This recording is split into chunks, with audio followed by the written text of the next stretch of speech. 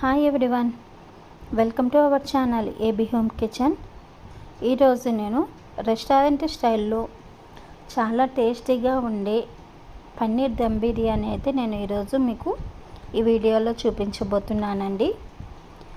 ఒకసారి ఇలా చేసి పెట్టండి, రుచి అదిరిపోతుంది. రెస్టారెంట్ స్టైల్లో రెస్టారెంట్ రుచితో చేయాలంటే ఇలా చేస్తే పన్నీర్ దమ్ బిర్యానీ ఇలా ట్రై చేసి చూడండి. రుచి కూడా సూపర్గా ఉంటుందండి. సింపుల్గా చేసిన ఈ టేస్టీ సూపర్ దమ్ బిర్యానీ ఎలా చేయాలనేది అయితే ఈరోజు నేను మీకు ఈ వీడియోలో చూపిస్తాను.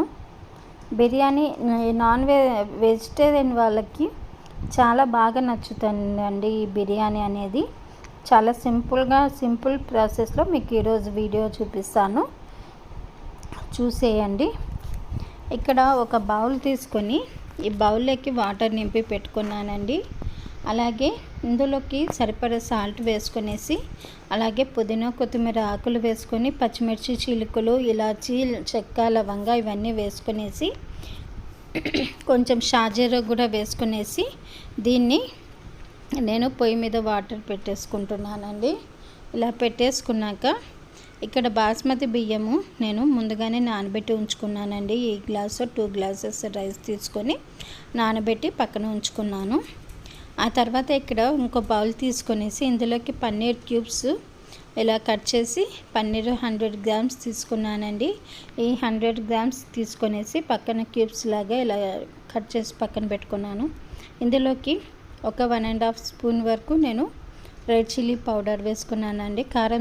కారం ఎక్కువ తినే వాళ్ళైతే సరిపోతుంది, తక్కువ తినే వాళ్ళైతే తక్కువగా వేసుకోవచ్చు.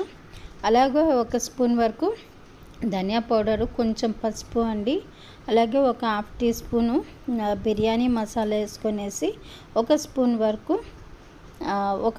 వరకు గరం మసాలా వేసుకొనేసి, బ్రౌన్ ఆనియన్స్, కొత్తిమీర, సన్నగా కట్ చేసిన కొత్తిమీర, సన్నగా కట్ చేసిన పుదీనా, 1 స్పూన్ వరకు అల్లం వెల్లుల్లి పేస్ట్ అండి, పచ్చిమిర్చి చీలికలు, కొంచెం పెరుగు, ఇవన్నీ కూడా వేసుకునేసి బాగా పన్నీర్కి బాగా మసాలాలన్నీ కూడా బాగా పట్టే విధంగా బాగా కలుపుకోవాలండి.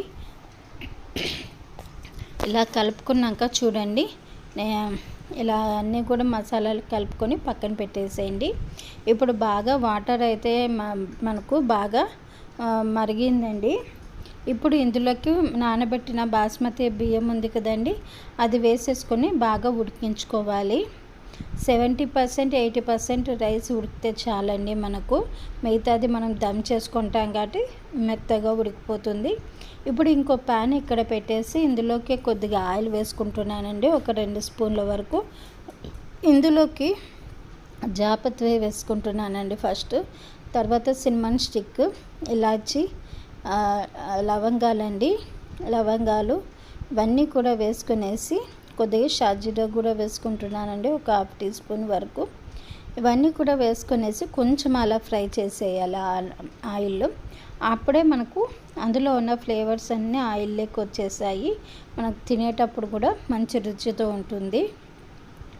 ఇప్పుడు మనము ముందుగానే మ్యారినేషన్ చేసి పక్కన పెట్టుకున్నాం కదండి, మ్యారినేషన్ కాదు, మసాలాలన్నీ పట్టించి పక్కన పెట్టుకున్న పన్నీర్ అంతా కూడా ఇందులోకి వేసేసుకోవాలి. ఇందులోకి వేసుకొని కొంచెం అలా అంతా ఒకే చోట కాకుండా ఇలా కొద్దిగా స్ప్రెడ్ చేసినట్టు చేసుకోవాలండి. అయితే లో ఫ్లేమ్లో పెట్టుకొని స్ప్రెడ్ చేసుకోండి, లేదంటే పన్నీర్ కదండి తొందరగా మాడిపోతుంది. ఇప్పుడు పైన కొంచెం కసూరి మేతి వేసేసుకొని సన్నగా కట్ చేసిన కొత్తిమీరను, అలాగే బ్రౌన్ ఆనియన్స్ కూడా కొంచెం పైన వేసేసుకుందామండి. ఇలా వేసుకునేసాక ఇప్పుడు ఒక్కసారి అన్నీ కూడా కలిసిపోయేలాగా ఇలా ఒక్కసారి మనము వేసిన మసాలా దినుసులు ఇవన్నీ కూడా కలిసిపోయేలాగా ఒక్కసారి అలా కలిపేసుకుందాము. ఇలా కలిపేసుకొని ఇలా స్ప్రెడ్ లాగా చేసేసుకోవాలి. ఇప్పుడు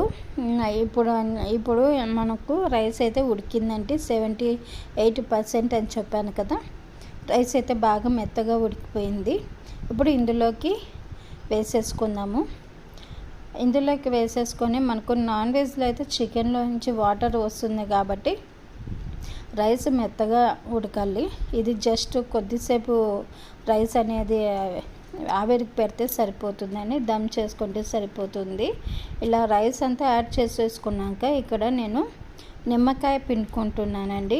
ఇలా పిండుకునేసాక ఇప్పుడు సన్నగా కట్ చేసిన కొత్తిమీర పుదీనా ఆకులు కూడా పైన చల్లేసుకుందాము. ఇలా చల్లేసుకునేసి